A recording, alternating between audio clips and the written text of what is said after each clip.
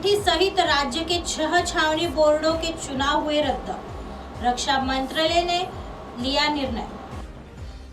नमस्कार, मैं हूं आपके साथ सोनल और आप देख रहे हैं MNS न्यूज नेटवर्क। तो आइए खबर जानते हैं विस्तार से। यह खबर नागपुर शहर से सामने आ रही है। कामठी सहित राज्यों के 6 छावनियों में होने वाले बोर्ड चुनाव को रक्षा मंत्रालय ने रद्द कर दिया है। शुक्रवार को मंत्रालय ने यह निर्णय लिया। मंत्रालय ने गैजेट जारी कर 17 मार्च से चुनाव को लेकर शुरू सभी तैयारियों को रद्द करने का आदेश दिया है। इस निर्णय के बाद से उम्मीदवारों में हड़कंप मच गया है।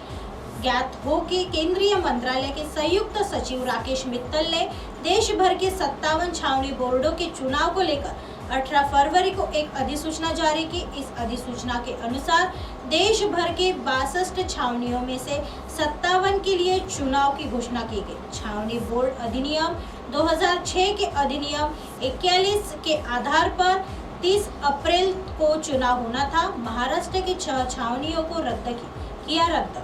राज्य के अंदर 6 छावनियों है, जिसमें नागपुर जिले के कामठी, पुणे, खड़गी, नगर, औरंगाबाद और नासिक के देवलाली है। इन सभी बोर्डों पर 2021 से समिति के माध्यम से काम किया जा रहा है। हालांकि फरवरी में नोटिस जारी होने के बाद चुनाव का रास्ता साफ हुआ था, लेकिन फिर से इसे रद्द कर दिया गया।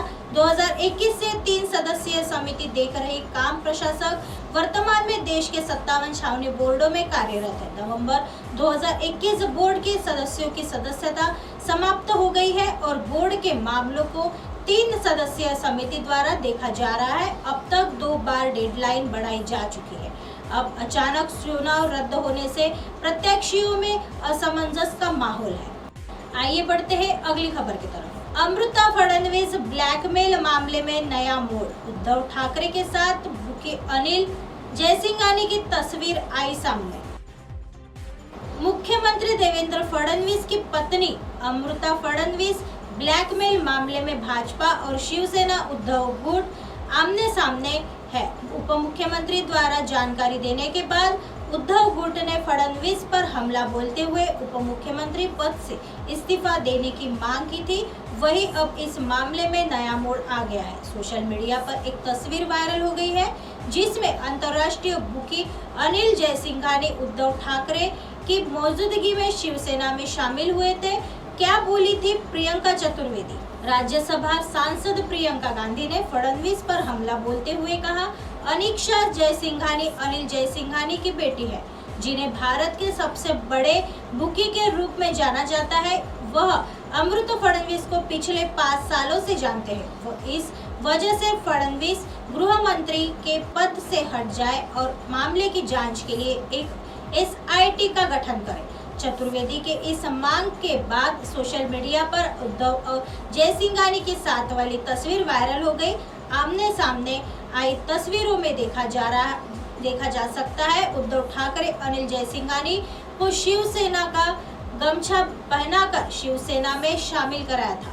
इस दौरान जयसिंघानी सहित उसके परिवार के लोग सहित शिवसेना के कई दल भी वहां मौजूद दिखाई दिए।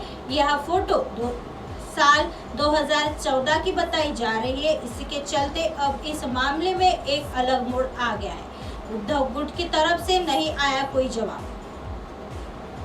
वहीं इस तस्वीर के वायरल सामने आने के बाद से भाजपा सहित तमाम नेता शिवसेना उद्धव गुट पर हमलावर हो गए हैं। हालांकि अभी तक ठाकरे समूह की ओर से कोई प्रतिक्रिया नहीं आई। इस फोटो को लेकर उद्धव गुट पर क्या भूमिका निभाएंगे, इस पर सबकी निगाहें हैं। आइए बढ़ते हैं अगली खबर की तरफ। पेड़ों की चोरी होने वाली घटना पर जिलाधिकारी ईटनकर ने जताई हैरानी। कहा, अब CCTV से होगी निगरानी। यह खबर नागपुर शहर से सामने आ रही है। G20 की बैठक को लेकर लाए पेड़ों की चोरी होने वाली घटना शहर में चर्चा का विषय बनी हुई है। पुलिस ने इस मामले में कार्रवाई करते हुए चोरी करने वाले सहित उसके साथी को गिरफ्तार कर लिया है। वहीं इस मामले पर जिलाधिकारी विपिन ईटनकर ने हैरानी जताई है। इसी के साथ उन्हें यह भी बताया कि CCTV की मदद से सभी की निगरानी की जाएगी। जिलाधिकारी ने से कहा, नागरिकों के इस हरकत से केवल नागरिक ही नहीं, शहर का नाम बदनाम होता है। देश दुनिया से लोग नागपुर शहर में आने वाले हैं। हमारे शहर का नाम गलत नहीं जाना चाहिए, इसकी जिम्मेदारी भी जनता को निभानी चाहिए। इसी के साथ उन्होंने नागरिकों से अपील की है कि शहर में इस तरह की घटना ना हो जिससे शहर का नाम खराब हो।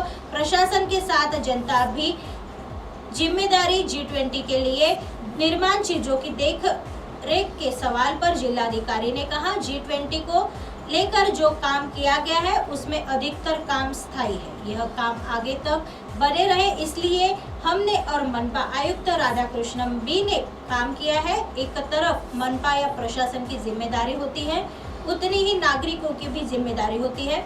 जिस तरह हम अपने घर को साफ रखते हैं उसी तरह अपने शहर को भी साफ रखने की जिम्मेदारी जनता की होती है।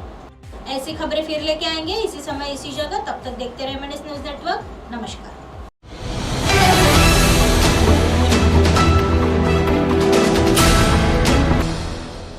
ये है MNS न्यूज नेटवर्क और आप देख रहे हैं MNS न्यूज।